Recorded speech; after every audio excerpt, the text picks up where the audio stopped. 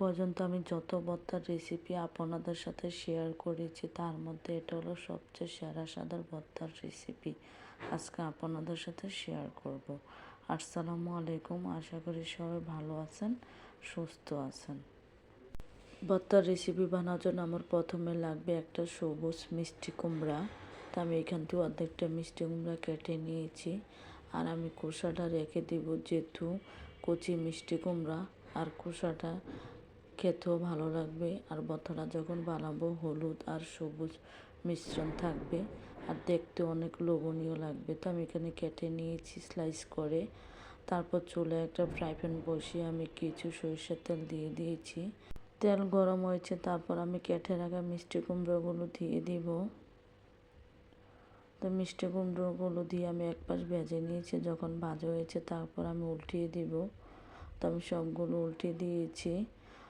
তারপর ভাজা হয়ে গেছে, এখন এক সাইড করে নিব। তারপর আমি দিয়ে দিব কিছু দেশি রসুন। আমি এখানে খোসাগুলো ছাড়িয়ে নিয়ে নিয়েছি। তারপর দিয়ে দেব কিছু পেঁয়াজ কুচি। তারপর রসুন আর পেঁয়াজ ভেজে নিব। তারপর দিয়ে দিব কয়েকটা ঝাল অনুযায়ী শুকনো মরিচ। তো আমি সব কিছু একসাথে ভেজে নিব। তো ভাজা হয়ে গেছে, এখন আমি চুলাটা বন্ধ করে সব কিছু ঠান্ডা করে নিব।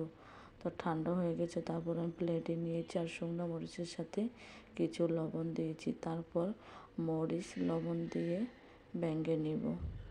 তারপর ভাঙানো হয়ে গেলে তারপর আমি পেঁয়াজ কুচি আর রসুন কুচিগুলো একসাথে মেখে নিব। তারপর মিষ্টি কুমড়োগুলো মেখে নিব।